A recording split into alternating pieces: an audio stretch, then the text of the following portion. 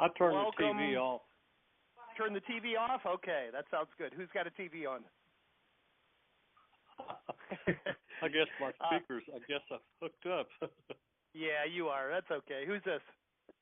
It's Jim Gilbert from Pasco County, Florida. Hey, Big Jim. You're fine, buddy. No problem. On these calls, if we can help it, we try not to mute you out. If it gets too noisy, we'll do that. But it's a smaller group. I think there's about 20 of us. So if everybody could *6 and mute yourself out if you need to, we'll kind of self-police it.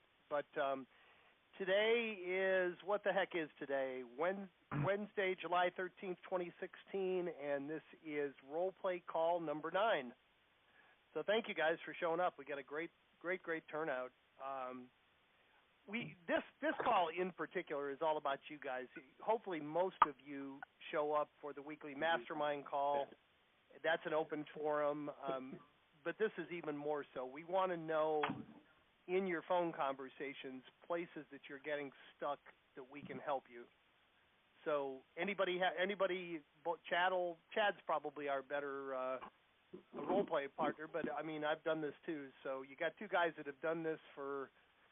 I was sold real estate for 40 years and did probate for a couple, and Chad's been active in probate for a long time. So you got some experienced people, and hopefully you guys can give some tips to each other. What did I start to say, Chad? What did I say wrong? Oh, that wasn't me. Oh, okay. I thought you corrected me there. So who has something they want to share with the group, or who has something they would like to role play? Anybody? Come on, speak up.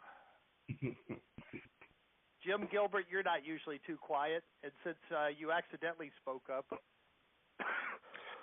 well, go ahead. Yeah, I'm a little bit concerned. Go ahead, Jim. Can you hear me? Yeah, we can hear you great. Go ahead. Okay. Can you say You know what? I'm going to go ahead. I'm going to put it's too noisy. Hang on a minute, Jim, and I'll unmute you. Okay. All right, we're going to go back to the original format, guys, because there's just too much background noise. Jim, I'm going to unmute you. Anybody else that would like to actively participate, hit *6 and then hit 1, and I'll unmute you also. So go ahead, Jim. You're up. Well, I just wondered if this sounds okay when I make my call to my people.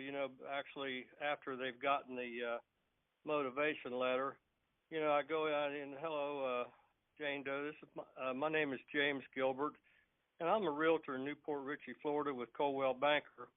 And I'm just doing a follow-up to see if you received a letter I sent you in regards to the estate of Joe Blow, and start the conversation and like that. And sometimes it seems to work, and then sometimes you get negativities on it, and I'm just it's kind of bummed me out some. So I'm just kind of looking for some info. People think that I'm doing that right. Jim, what kind of negativity do you get? I mean, you're going to get it when you prospect. It just kind of goes with the territory. But for the most part, we hear from agents that the people are really happy to hear from them, somebody that can help them. But when you do get negativity, what kind of comments are you getting? Well, it's I don't want to talk to you right now, or don't be sending me that shit one guy told me. And okay, I guess everybody's probably heard the same stuff because you're interrupting their day for one thing. And sure. By the way, I'm doing mine. I'm trying to do mine somewhere between 1 o'clock and say 4 o'clock in the afternoon. Okay. Mainly because, most of these people, I figure that they're probably retired, so it's not going to really matter what time you call them. At least I think the afternoon would be better than in the morning, maybe. But, sure. Why don't we keep this in a role play setting? Chad's got some really good responses for that. So for those kind of objections, so why don't you role play it with Chad? Just Chad, you call him, and Jim give him that response that you've gotten. Okay. Ring, ring. Hello. Hi, is this Jim? Yeah, this is Jim. Uh-huh. Hey Jim, my name's Chad. I sent you guys a letter last week, and I just wanted to follow up and make sure you did get that and you understood why we sent it. Do you remember seeing that? Yeah, I got it, and this is one of my nicer letters, I think, and I read it, but I was kind of concerned about, here this person has just passed away, and you're trying to, trying to sell me something, because of this death here, and it kind of troubles me, like, that way.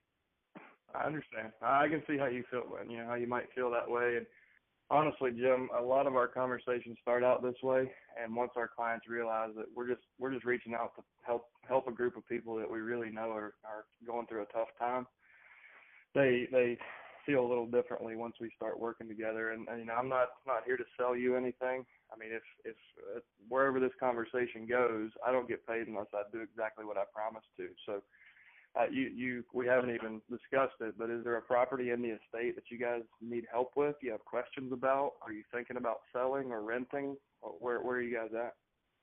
Yeah, we do have a property, and we would like to sell it.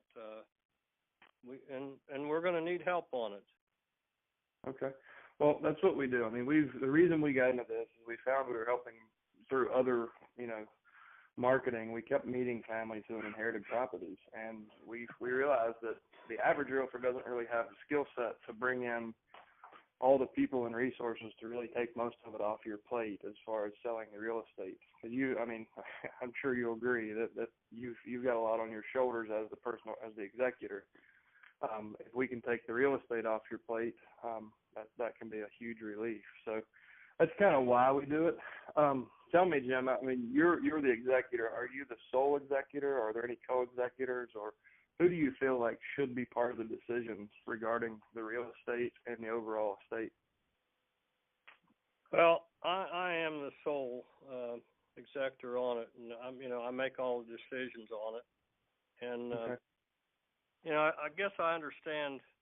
Ben, you've explained it. I understand it a little bit more because you went, more into depth than what the letter went, and I understand it a lot more, and it's not as troubling to me now as it was when I first read the letter. Well, so is there a time we try to meet with folks and look at homes on just Fridays and Mondays? I've got one spot right now on Monday at about 2:00. Would that be a good time for you and I to meet up face to face and just kind of discuss your options? Sure, that'd be fine. Okay, well, great. Well, I've got you down here. If there's anybody else you want to bring on the appointment, please do that. If your wife or your kids or anyone else that you feel like should be part of the conversation, we like to have them there from the very beginning, so we don't feel so nobody feels like we've left them out. And we realize it's a really emotional time, so it's better to have more people there than not, because if we leave somebody out, it might backfire on me and you. Does that make sense? Yeah, that makes a lot of sense, and okay. Yeah, I really appreciate you breaking it down and explaining it to me more, because it really helped out. Yeah. So one of the big things we do that's probably different from anyone else you've talked to or even thought is out there to help is we try to bring you options. So, there's a lot of ways to sell a home. Sometimes creative financing makes sense. Sometimes just selling it quickly to a cash buyer makes the most sense. So we're going to do a couple hours of homework and really dig into, what the market looks like in the neighborhood and kind of present a few options for you, and you can choose whichever one fits best for you and the family. And frankly, we don't care how we work together. We just care that we work together and we can help you. Real quick before I jump off here, let me ask you a few things about the house, and I'll break script there. So now I would go through and I would talk about the specs of the house, learn more about the debt situation, the kind of the dynamic of the family. Now that you've kind of told me that we're building rapport, and you've shown me that you trust me a lot more than you did when I first picked up the phone. And then I would, layer in a few things about my local probate knowledge, about the process and ways we can help and different things. So the conversation would probably go for another 5 to 10 minutes past where I took it. But that's how I set the appointment. So I want to, help you understand why we reached, who I am, why I reached out, what unique value I can bring to your situation, and that yes, I'm proactive and I've tailored my business to your situation. And then I'm going to try to get the appointment before I ever talk about the house. So I'm going to focus on the people first and the situation, get the appointment, and I've got the rest of the day to find out about that house. Because if I haven't built rapport, there's no need to talk about the house. That really makes sense, the way you described that, the way you presented it, and that's what I need to work on more is my rapport. I've gotten one listing so far out of it, and I've got a couple more that leads that I'm working on. That I got to call back, and I lost a really good one. I thought I was going to get it, and the lady was talking to me, and then her brother was involved in it too, and he had a friend down here. It was a realtor, and they actually ended up giving it to him. But so yeah, I can spend an hour talking about that 5-minute snippet, because everything in there is very deliberate, and it's based on me falling on my face time and time again. So the reason I asked the question, is there anybody you feel like should be part of this decision, is because I'm giving, even though no one else is on the paperwork, and you told me that, you're the sole executor. So I'm empowering you by saying, Jim, is there anyone else you feel like should be part of this? And that gives you permission to bring in your wife, your kids, or anyone else on the estate and the family that might have social leverage on you and actually be the real decision maker, even though they're not on paper, because of their they could have cared for mom and dad for 20 years, and even though they're not the executor, they're really emotional about this, and they are gonna have their say. So there's a few things I did in there that we teach this in Probate Mastery. We go into the initial conversation for about an hour, but if you break that apart, there's a certain order that I do things in, and a certain way to ask questions, not like, well, who are the decision makers? Who do you feel like should be part of this? The other thing that I want you to work on, what I used in the beginning is called feel, felt, found. And I learned that in the very beginning of my sales career. It's about empathy, right? So I said, Jim, I can understand how you feel. Most of our clients feel that way. And what they find is over time, once they get to know what we do, it's actually way different than their original perception of it, or however I did that. But, I understand how you feel. Our other clients felt that way. What they found is that we were totally different people than they initially thought when they saw that letter, and they were blown away with our service. So find your own way to present that empathy through feel, felt, found, and you can disarm people. I mean, it's amazing, because you're telling them, listen, I understand. Like a lot of our clients feel the same way, and that's okay. But what they find is that we're actually not bad people. We're doing the right thing for the right reason, and we really help people, and that can diffuse, the harshest of conversations a lot of times.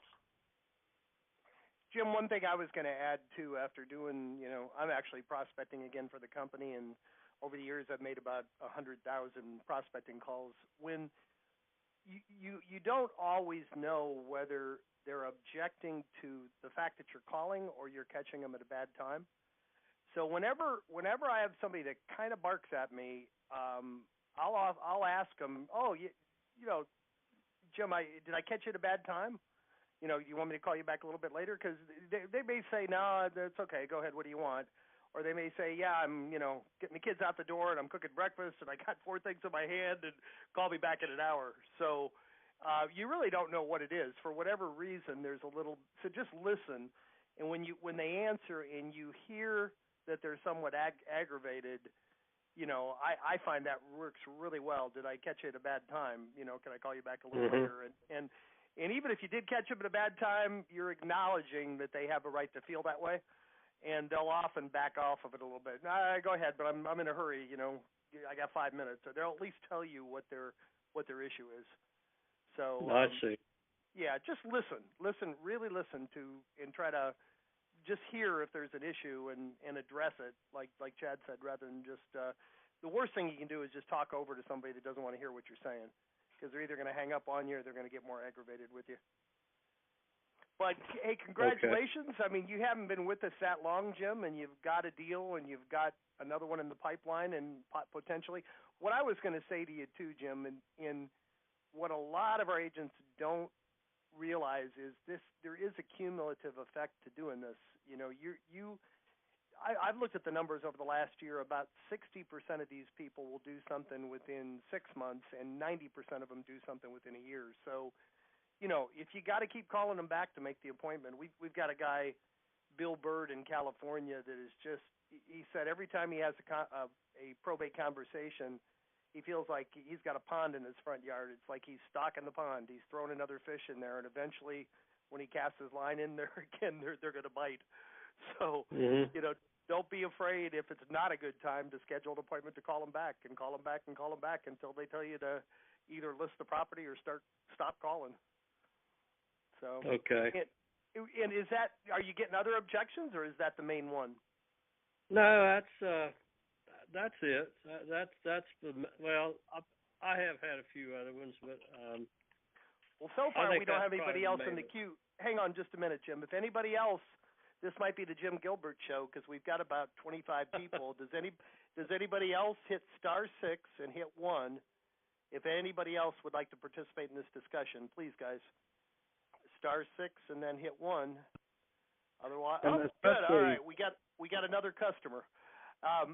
So is there another one you want to do with us, Jim, or should I move on to the next person? Yeah, let somebody else do one, and let me listen in. I'll listen in on it, okay? All right. Come on back if you want to. Okay, good. We got 2 more people. That's great.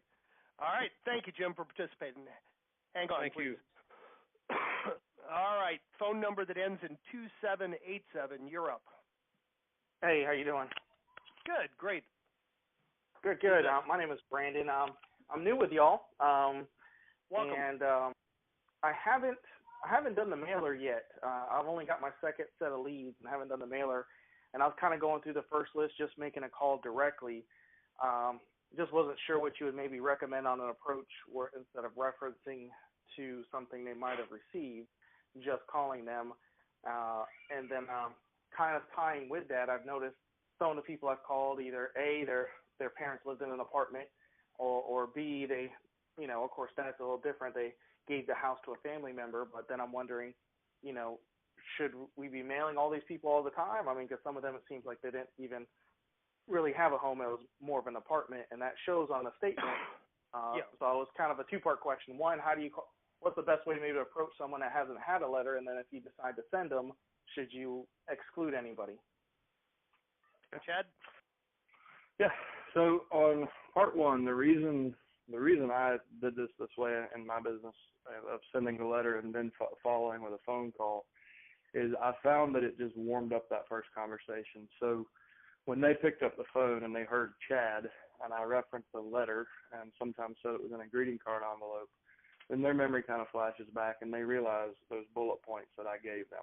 And the whole point of our letters are to really differentiate you from other investors. And if there are any real estate agents in your market, it's not common, but that letter is really meant to set you apart by showing that, you know, you're offering a lot more than to put a sign in the yard and talk about yourself and how great your marketing system is. Okay. So that's why it was set up that way. Now, I'll say that we've had a ton of people who are just bulldog prospectors that cannot even wait for 3 days of mail. They just hit the phones and they've done great. So it's just a different script. You want to touch on the same points when you start the call. Chad, why don't you just keep it in the role play format? Why don't you role play with him, if you would, a situation where you didn't send a letter? Tell him how you'd handle that. Okay. Okay. Ring, ring. Go ahead. Hello? Hi, is this Brandon? Yes, it is. Hey, Brandon, my name's Chad Corbett. I'm a real estate professional here in the Roanoke Valley, and we help families who inherit properties. And when we were down at the courthouse last week, I did notice that you were the executor of an estate. So I was just calling to kind of introduce myself and tell you a little bit about what we do and some of the ways we can help. Is there a home in the estate, any property that you guys need help with or have questions about? Move right into this. Yeah, I did. There is an estate, and we're just not sure what we're going to do with it at the moment. Okay. Well, that's where most people start. It's kind of confusion, and we got into this because we kept finding more and more people who were in the same position that didn't know where to turn, didn't know how to get the homes cleaned out. So we really built a team that's built specifically around probably the stress that you're in right now. So we can help you from, getting the home cleaned out and getting the personal property sold for the most amount of money and donate the rest to, even if you just need to close by next week and you need cash to settle out the estate, we work with dozens of cash buyers to accomplish that. It really starts with us understanding the family's goals and needs, Brandon, and then we can give you some options to choose from. Does that make sense? Yeah. I kind of like how you said where you got the information from, because a couple of people are kind of like, they were bamboozled, like, where'd you get my number from? And yeah. you're like, it feels kind of odd to be like, I got it from a lead list, because that sounds so impersonal and not there. And then go, hey, we're getting our information from the courthouse. It kind of answers that question before they ask, because a lot of people were concerned, like, how the hell did you get my number and why are you calling? Yeah, and just like you can deflect that, and that's what I used to. I stumbled around that question a lot, and and completely screwed up the calls. And I learned to just be really proactive. And everybody write these points down if you're doing phone prospecting. Who you are, how you got their information, and what value you can provide, what unique value you can provide. And if you can get through those 3 points in a pretty fluid script, people usually diffuse pretty quickly. And it's usually a really pleasant conversation. And they realize you're calling to help them, not sell them something. Good. I like that. Okay. And the second part of your question was about scrubbing out, people who don't own real estate. So statistically, 60 to 80%, depending on the market, 60 to 80% of the population and the estates are going to include real estate. And really our job as prospecting is about finding out, which ones have real estate, and more importantly, which ones have real estate that they need help selling. You can... some people will scrub against MLS or county records and take the time to, get those out of the list. In my opinion, like for me, it makes more sense to just market to everybody and know that when the phone rings from a probate campaign, there's more than one ways to help. So there's more opportunities in here than just listing houses. So the average inheritance in 2014, the last stat I have was in the United States was just under $177,000. So a few things about the person, regardless of the real estate. That they've likely inherited or will inherit a windfall, a large sum of money. That you've got a strong real estate skill set, and that real estate's always a good investment. So maybe you sell them a rental property. Maybe you help them upgrade their own home. If you can just take a real servant's heart approach about this and call everyone, the ones that don't have real estate, they've already sold the home. Well, great, that's awesome. It's a shame we didn't meet sooner. I could have helped you with that. But tell me, a lot of the folks that we do help in probate end up upgrading their own home or investing in real estate. Have you thought about that? And just open that conversation. So have you thought about setting up a college plan for your kids? We've got one of the guys on our team is a financial planner. And by the way, you don't have to go through probate ever again if you meet with him once, because he'll make sure that your estate plan is set up in such a way that your family never has to go through this again. Can we meet for 5 minutes and kind of talk about your options? And you never know what opportunities you can pull out of that, because you're talking to people who, like the most important thing, you're talking to people who just inherited a bunch of money they probably didn't expect. And there's many ways you can help them. Selling their house is just one. Also, we are very close to having, I'll kind of give you guys a peek. Ideally, we'd like to be able to tell you, hey, Brandon, here are the ones with real estate, and here's the real estate info, and here are the ones that don't have real estate. So what we're working on is called Probate Plus, and hopefully by August, we will be able to tell you, Brandon, these are the ones that own real estate. Here are the property addresses, the AVM, or our best guesstimate of value, the tax assessment, the mortgage information, everything you possibly want to know about those properties. And then we'll also show you the ones that don't have real estate, because for the reasons I just went through, there's still value in those. But in the near future, we'll be able to, enhance the data that we're already giving you, and give you a lot more information with. You know what you're doing there, Chad? You're sorting it. One is a seller's list, and the other is a buyer's list. That's exactly right. Yeah, the ones that don't own real estate. So you give the ones that don't own real estate to your buyer's agent if you have one, and work the ones that do have yourself to go list them. Good idea. Yep, perfect. Excellent. Any other? Was that helpful? Any other questions or anything else you want to work on? No, I'm still just getting my feet wet, so that's going to get me keep moving forward for now. Thank you so much for participating. We have one more person, and we try to keep these at 30 minutes. We're not real strict about that, but unless anybody else, last call, if you want to hit *6 and hit 1. Otherwise, I'll go ahead and go to our last person.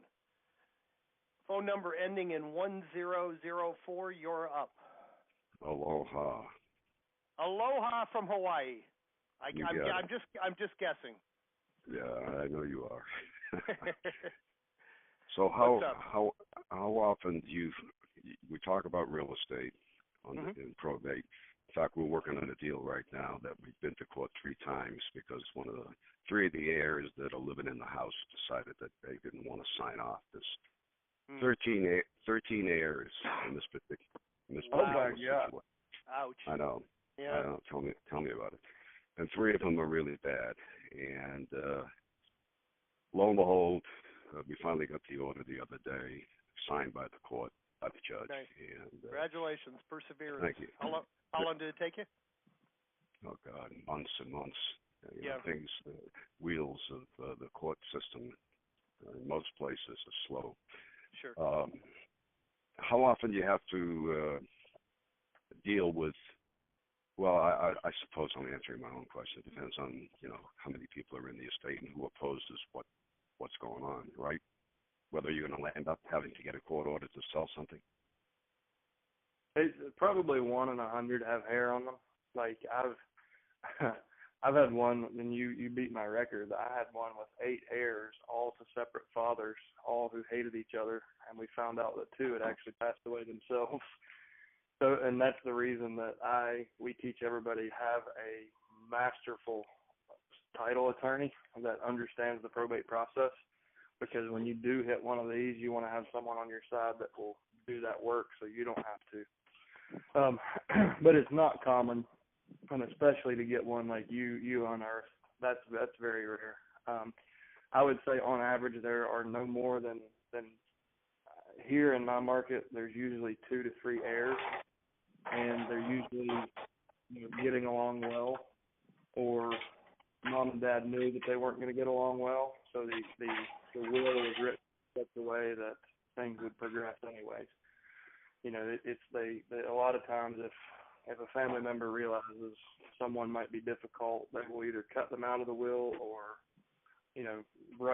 give the executor clear authority, or appoint. Sometimes I've even seen where an attorney will be appointed as the personal representative, for the estate, and sometimes even bankers. We've seen where personal bankers have been the executor because they knew so much about the family and the finances.